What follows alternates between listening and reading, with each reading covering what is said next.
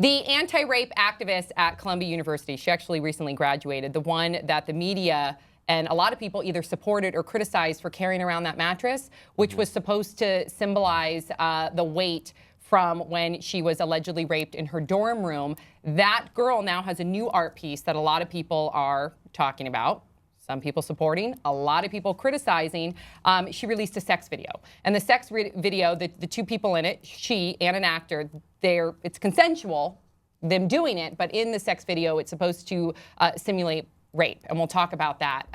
We'll describe it. I should describe it because we're not going to show it. So in the video, you see them both enjoying one another, both having sex. You definitely see penetration. You definitely see her performing oral sex. And then throughout the sex act, she starts to get uncomfortable. He then pins her down. He chokes her. He's putting her in a position that she can't enjoy, that she doesn't want to be in, and she whimpers, she cries, she says no, she says stop. He continues to have sex with her. He rapes her. And then he leaves naked. He leaves, grabs his clothes and leaves. She lays there alone with her thoughts and then starts to tidy up the room, and then it fades to black. Now people have their own response to this. I want to hear what you guys thought about her video, and then we can talk more about just, I guess, all of it in general. Well, I think, first of all, the majority of rapes go unreported. Oh, yeah, 80%, yeah. And I think this is a really powerful statement in actually showing people, because I think a lot of times people draw a line like, oh, well, they were together. Like, you can't get raped by your boyfriend. Oh, you can't get raped in a consensual situation. And this is really showing exactly what that looks like. Yeah. And where there suddenly is that moment where things are not okay, and one person is not okay with proceeding, and the other person forces that situation. So I think it's very educational in that sense.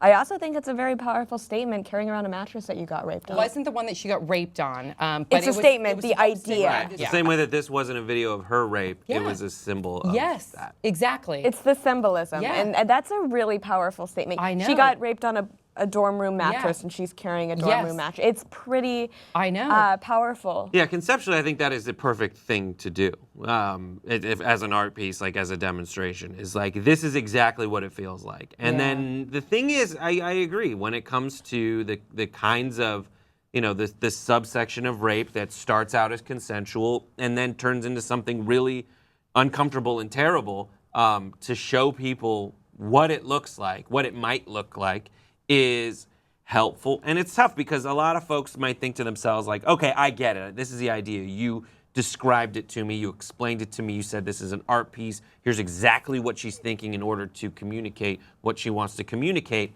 But when it comes down to it, I think you should try to watch it. If you think it's uncomfortable for you to watch something like this, which is already a fictionalization, and she says, and she explains it in a way that's both clear and not, it's like ambiguous, it's both sides. It says, this is not my rape. This is not a reenactment of my rape. It's a simulation of something like it.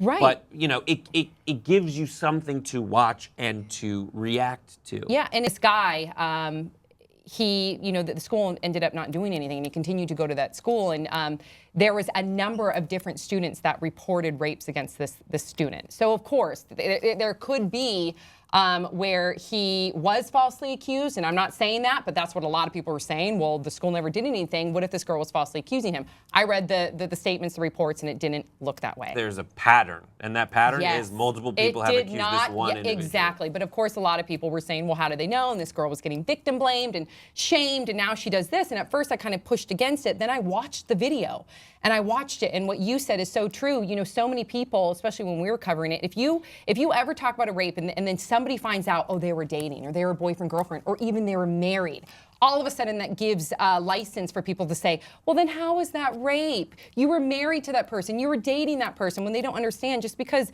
you are consenting in the beginning of the act, or even in the middle of the act, or even towards the end of the act, doesn't give that person authorization to do whatever the they want to your body. That is rape. As soon as you say no, as soon as you're uncomfortable, as soon as you're whimpering, as soon as you say stop and they continue to do so, male or female, that is rape. And I like that she showcased that, because a lot of people don't seem to understand that. I see it all the time. We all hear it all the time. It's actually interesting because this is kind of the culmination of the two things that we talked about previously. Number one being shaming of women for sex, even in speaking up about something violent like a Right. rape or a sexual assault or sexual harassment for that matter.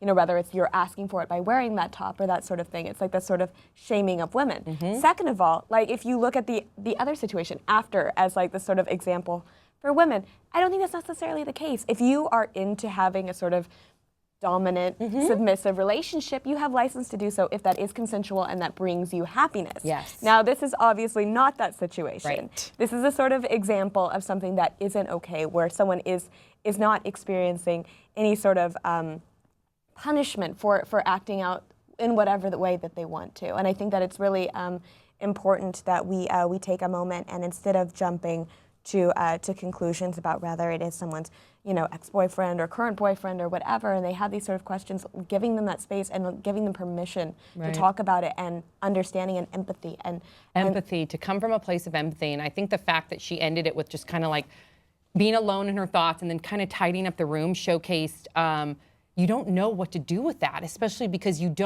either want to bury it, you either want to not talk about it because of the victim blaming, because of the shaming, because of people may not believe you. And I thought that was really pivotal to just kind of watch her do these monotonous things afterwards, because there is no one way to handle a situation like that. Right, and sympathy, empathy, those Yeah. two words, like it means feeling the same as someone. Yeah. And this gives you that shared experience, at least from an observer's perspective, to know exactly what they're referencing. Why do you think people are because I read the comment section.